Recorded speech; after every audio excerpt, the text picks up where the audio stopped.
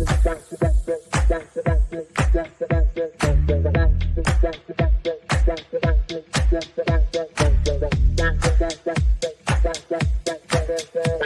Connections Radio presents Welcome to Vegas Hockey Hub here on PRConnectionsRadio.com, the voice of new media. I'm your host, Ian Rachiele, and on this edition of Vegas Hockey Hub Recap, where we break down every single thing that's going on with the Vegas Golden Knights organization, we're going to be talking about the most recent matchup that happened between the Vegas Golden Knights and the team out there in British Columbia known as the Vancouver Canucks. And really interesting game. A lot of good back and forth stuff happened in this matchup, and we're going to break down everything on this episode. And there is so much that we're going to be discussing and so much that we're going to be talking about on this episode. And it's going to be an amazing show. Go to www.prconnectionsradio.com, the voice of new media. Check out all the amazing content we have on the network, including Vegas Hockey Hub. About over a dozen shows on the platform, so I highly recommend to everyone watching all around the world, check out www.PR Connections Radio. If you also want to go to our social media pages, we are everywhere at Vegas Hockey Hub. So we're on YouTube, Facebook, Instagram, Twitter, TikTok. We are on all major platforms at Vegas Hockey Hub. And I would say also follow me on social media as well at Ian J. Rachiele, so it's IANJRACHIELE. I'm also on all major platforms with that handle. So if you want to follow your host, we can do that as well. And we have so much content and so much stuff that we're building up in this month. So I highly recommend checking out all of our content. Now, before we get into the Vancouver Canucks and the Vegas Golden Knights, I want to do a follow-up on Ryan Hartman. For anybody who saw what our recap was on the previous game, we talked about Minnesota and Vegas. We had the incident involving Minnesota Wild forward Ryan Hartman, where he chucked his stick towards an official in overtime, and this was a pretty big deal for Minnesota. So just to do a follow-up on this, Ryan Hartman received a 3-game ban because of his actions against the Vegas Golden Knights.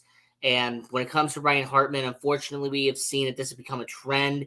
He has actually been facing multiple punishments by the NHL over the last 2 years. So this is just another stockpile of situations that have happened involving Ryan Hartman. It's really unfortunate to see, but like I said, unfortunately, this is the follow-up on the Ryan Hartman situation. Him hurling that stick towards the official in overtime against the Vegas Golden Knights in the previous matchup.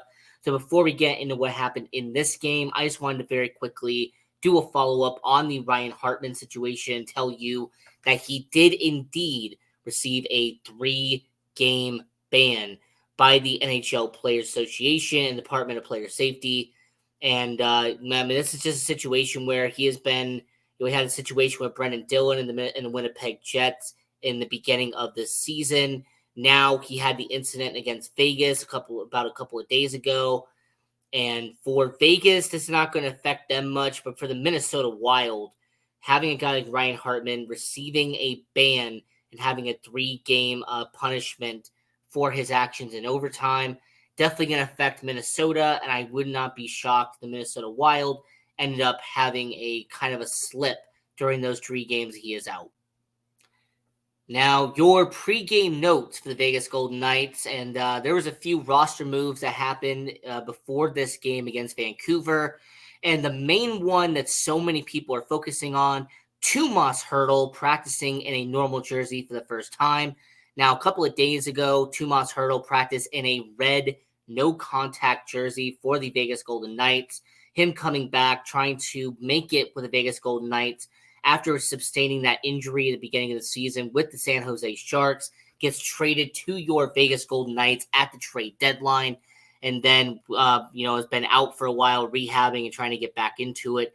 So after being in a red no-contact jersey for a couple of days, in this previous practice before the Vancouver Canucks game, Tomas Hertl practicing in a normal jersey. Now, I do want to mention this, that we did have our footage of our practice session on our social media. So if you want to go to our Facebook page, our Instagram, our Twitter, our TikTok, we have all of those videos on our social media pages. And in fact, you do see Tomas Hertl in that normal jersey. So it's a really good sign for Vegas. And it's excellent news for the people that are watching.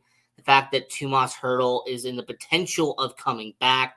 And if I had to speculate, I would say that I would not be shocked if, against Colorado or maybe in the first round of the playoffs, we see Tomas Hertl being in uniform and skating around with the Vegas Golden Knights organization. Now, it is way too early to speculate, but I would be shocked if he came back before 3 or 4 games left in the regular season. Vegas Golden Knights could do what a lot of teams have done in the past, which is preserve a player and not have them on the main roster until the playoffs. So Tomas Hertl practicing in a normal jersey is good for them. Unfortunately, William Carrier is out for the Vegas Golden Knights. William Carrier, who has been hurt over the last couple of months, someone who has missed time with the Vegas Golden Knights, he is once again out for the Golden Knights organization. He is not going to be on the bottom 6, and we're going to talk about the starting lineup later on in this video. But William Carrier, just once again, very disappointing. The fact that he did sustain an injury very recently, and just like that, William Carrier is out once again for your Golden Knights organization. I understand that he is a misfit. I understand he's a day one guy. But, dependability is your most important asset. And in the NHL, starting games is your most redeemable quality. And with William Carrier being out for an extended amount of times this season, kind of brings his stock down in terms of the Vegas Golden Knights organization. And then the last news that did come out is that goaltender Yuri Patera, he has been sent down to the AHL. So after him being on an emergency situation and having him be in the Golden Knights organization ever since Adin Hill suffered that injury a few games back, he has been sent down to Henderson. So that's good news for the Golden Knights. It does seem like Adin Hill, it will be coming back at some point.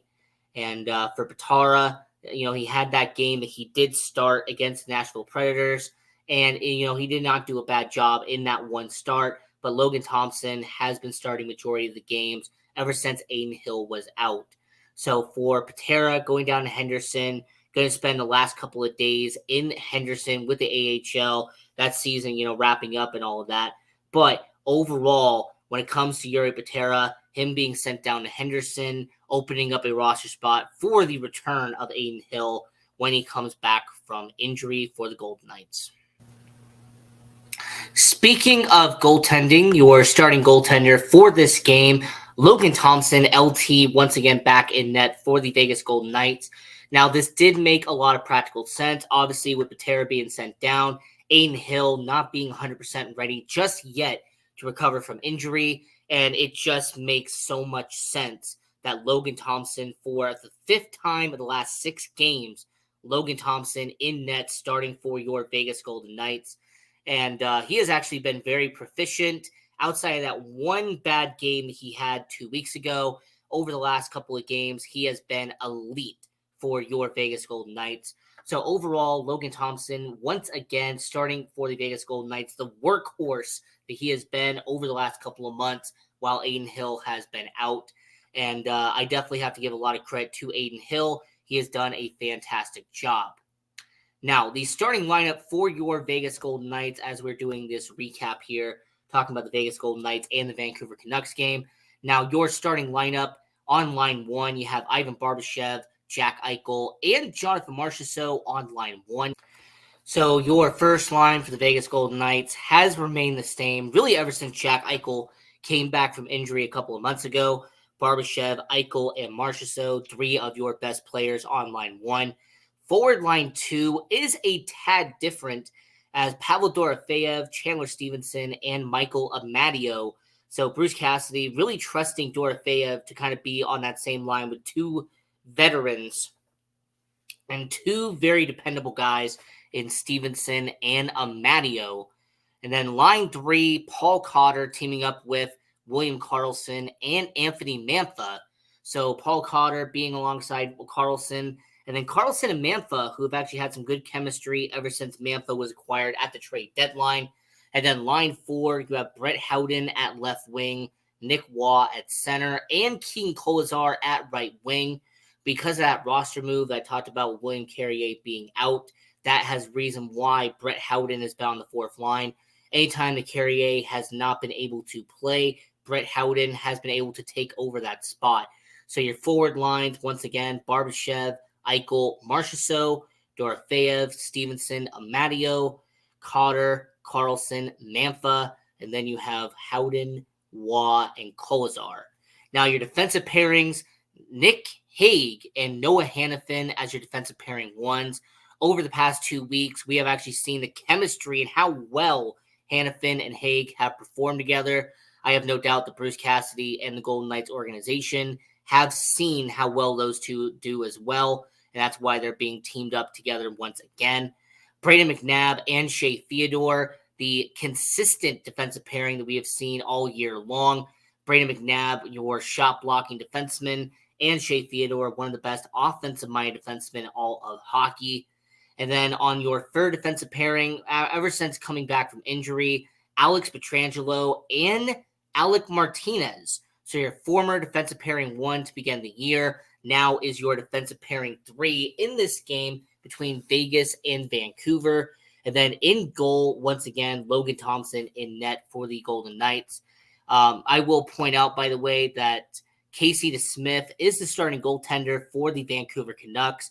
And as somebody who was at this game, as someone who had the privilege of being at T-Mobile Arena and watching this game live, not only did I have an incredible time watching this in person, but I will also admit that the section I had in T-Mobile Arena, you had some French speakers that were behind us. You had some proud Canadians who came out and supported the Vancouver Canucks organization. To the people that were at the bus out there, 607, I do appreciate everybody on that bus. Some high-quality entertainment, so I did want to give a quick shout-out, by the way, to everybody out there. Really, ever since January, since the beginning of the year, I've actually been spending a lot of time. You know, I got my Vegas Golden Knights jersey, the year 1 jersey that they had at home, the charcoal gray jersey. Was wearing that to the game against Vancouver. Had an amazing time in this watching this. Just came home to record this episode. And Vancouver and Vegas, what an incredible game. I had so much fun watching this, and we're going to break down all of it here on Vegas Hockey Hub with your host, Ian Rachiele, on prconnectionsradio.com. Now, to kick this game off, not even 90 seconds into this game, your Vegas Golden Knights would get on the board as Anthony Mantha, the trade deadline acquisition, 22nd goal of the season for him, unassisted, and it would be a 1-0 game for your Vegas Golden Knights. And it was an excellent start. I like the transition, the hustle they had to get from the neutral zone into the offensive zone. And the Vegas Golden Knights were really in control in the first period. I really appreciated how the Vegas Golden Knights organization, they really were in control and really displayed this excellency of making sure that they had the puck and they were in control in terms of time on ice, in terms of puck possession. The Vegas Golden Knights had a really solid game, and the fans were loud. The crowd was ecstatic. 90 seconds in, Anthony Mantha, 22nd goal of the season. And then a few minutes later, who else but Jonathan Marchessault, 41st goal of the season, 2 away from William Karlsson's record from 2017-2018. Now, he was being assisted by his misfit of Brayden McNabb and his line mate, Ivan Barbashev. And just like that, 7 minutes into the first period, your Vegas Golden Knights would be up 2-0 on the Vancouver Canucks. And the energy in the crowd was on its feet. They were loud. They were ecstatic. And this was a Vegas Golden Knights organization that was running on all cylinders. They were running in fifth gear. And you really could tell that your Vegas Golden Knights were wanting to win this game. This was a Golden Knights organization that's still trying to clinch a playoff spot, an organization who right now is in the really just trying to establish themselves as a playoff contender. Now, unfortunately, halfway into the first period, your Vancouver Canucks would go up against my Vegas Golden Knights, and the Vancouver Canucks would get on the board as Niels Hoglander, 23rd goal of the season for him, assisted by Brock Besser, who has been kind of a star for the Vancouver Canucks the past couple of years. And halfway into the game, Vancouver decreases the deficit and makes it only a 1-point game between Vegas and Vancouver. I will say Brock Besser did a really solid job, not only in this game, but on this shift as well. And this is someone at Brock Besser who has really elevated himself in the organization. Actually did a really stellar job in this game. In fact, there was someone who, in terms of time on ice, was one of the most effective guys the Golden Knights were not able to maintain against the Vancouver Canucks organization. Brock Besser, someone who the Vancouver Canucks are counting on long term. And then for Niels Hoglander, someone who has been a middle six forward for a majority of his tenure in the Vancouver Canucks organization. He only had 2 shots in this game, but he made one of them count, and that was this goal right here. And, for Hoglander, for Besser, this is just a situation where you see Connor Garland. He actually had a little bit of impact in this game as well. So there was a few players you could spotlight with the Vancouver Canucks and Vegas Golden Knights. And with Hoglander, scoring halfway into the first period, putting Vancouver on notice there. And, definitely I'm going to give a shout out to Niels Hoglander for his 23rd goal of the season. And Vegas still up by 1, but not even half a minute after the Hoglander goal, Jack Eichel with his 26th goal of the season, Ivan Barbashev's second assist of the game, and his line mate Jonathan Marchessault, his second point of the game. And halfway into the first period, your Vegas Golden Knights would be back up by 2 and make it a 3-1 game. Jack Eichel, because he missed so much time after the All-Star break, dealing with that injury, 26 goals does not seem like a lot for someone who's a caliber of a player like Jack Eichel. But when you appreciate the time that he missed, if you really factored his consistency over the last month, Jack Eichel would be around the 40-goal mark if he had played all 82 games this year. This is someone at Jack Eichel who's an elite goal scorer, someone who can pass the puck around, and I do have to give credit to Ivan Barbashev for setting up this play. He did a really solid job here. Now, the penalties of the first period, this would actually start kind of setting this off between the Vegas Golden Knights and the Vancouver Canucks, as about 7 minutes left in the first period, Nikita Zadorov with a high-sticking penalty against Alex Pietrangelo, and your Vegas Golden Knights would be on the NV Energy power play. And out of all players you would say would score a goal for your Vegas Golden Knights, for all of the players that you would want to count on to be your goal scorer, now Jack Eichel, now Jonathan Marchessault, someone like a William Karlsson, for example, a Shea Theodore of sorts, out of anybody you would have picked to be your power play goal specialist, to be the one that puts you up 4-1.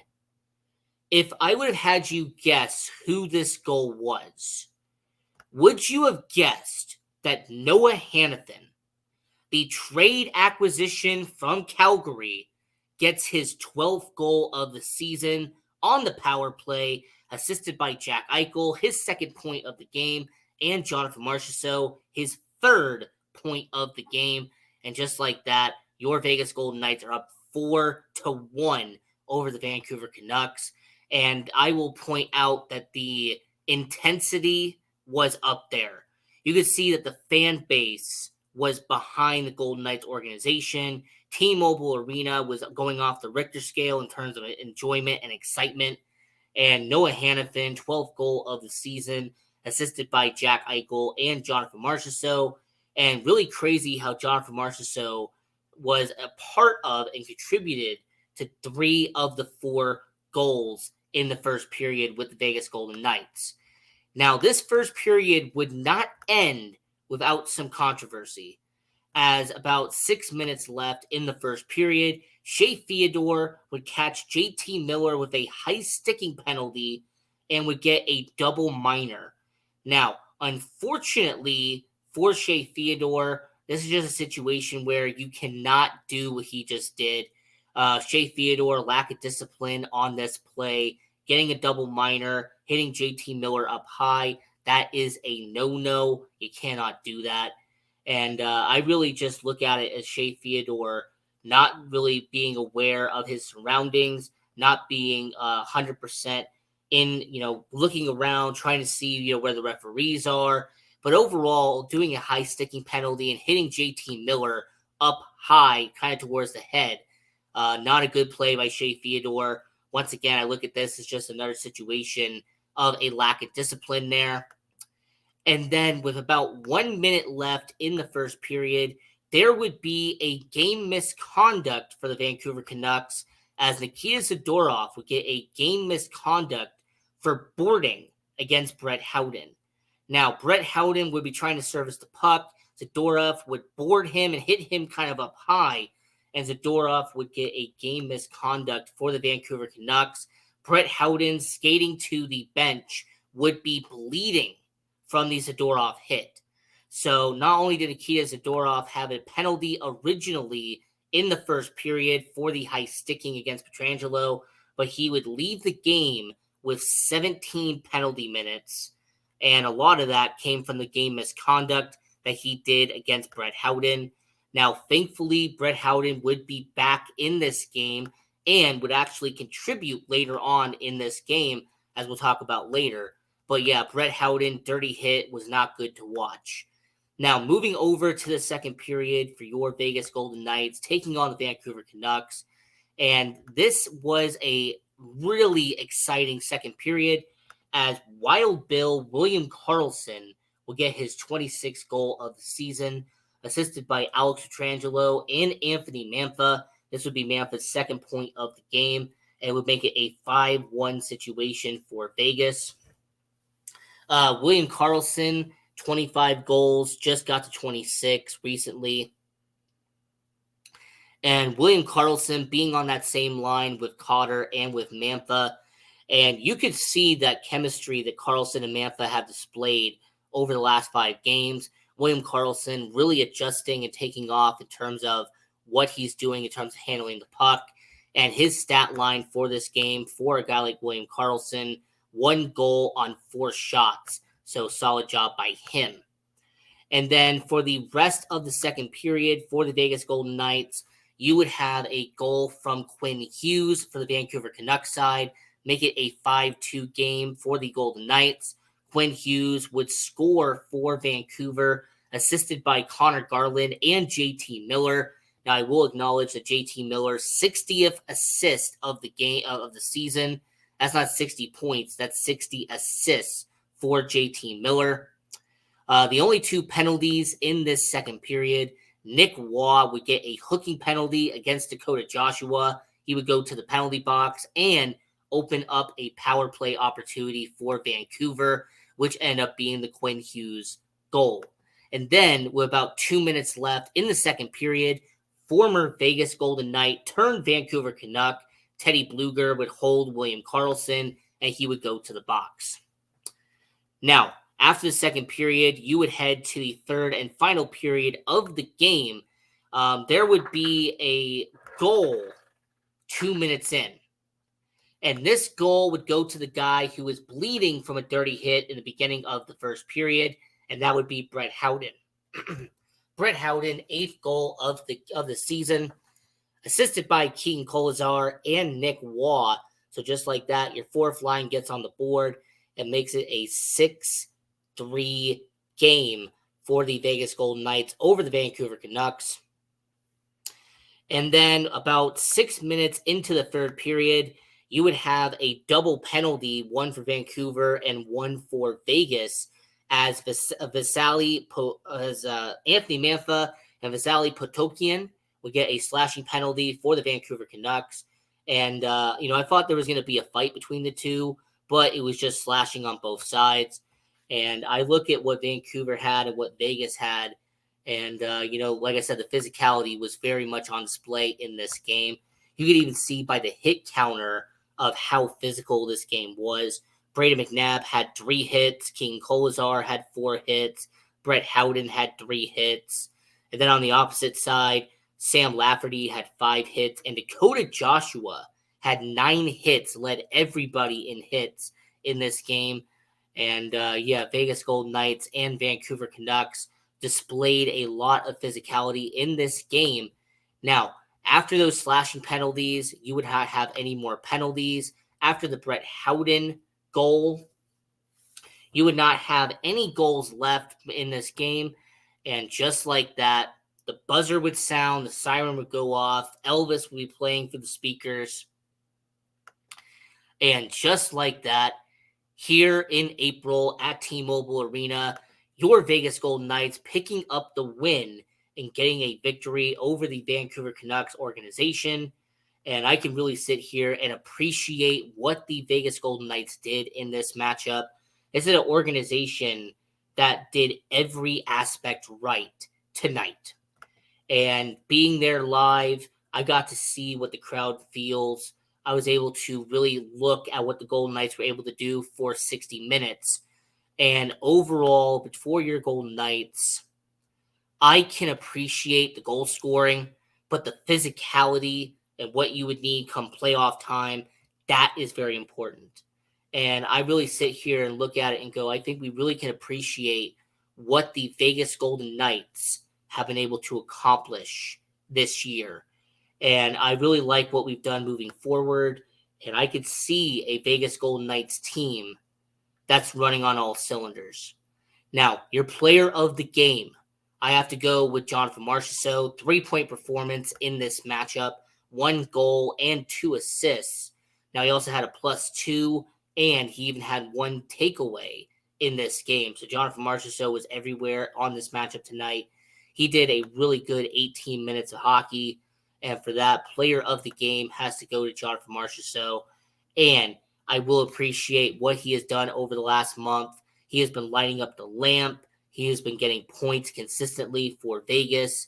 And hopefully this is a good trend moving forward come playoff time. And hopefully it can keep trending upward and trending upward and trending upward for the Vegas Golden Knights and the Vancouver Canucks organization when it comes to Jonathan Marchessault. Because, Vegas Golden Knights, regardless of who you face, you're going to have a guy like Jonathan Marchessault be a part of your organization come playoff time. Now, your win-loss record for the Vegas Golden Knights, 42 wins, 25 regular season losses, and 8 overtime regular season losses. So 42, 25, and 8. It's a Golden Knights organization that has won 5 of their last 7 games, riding some solid momentum heading into the playoffs.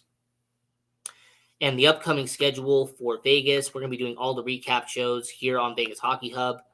So you're going to be going on the road to Arizona on Friday. And then you're going to do your last back-to-back road trip, as on next Monday, Vegas goes to Vancouver to play the Canucks at the Rogers Arena. And then you have the Edmonton Oilers 2 days later in Alberta. So it's going to be an interesting 3-game road trip, Arizona, Edmonton, Vancouver. And this is Vegas Hockey Hub. I'm your host, Ian Rachiele. And until next time, go to prconnectionsradio.com. Check out all the amazing content we have on there.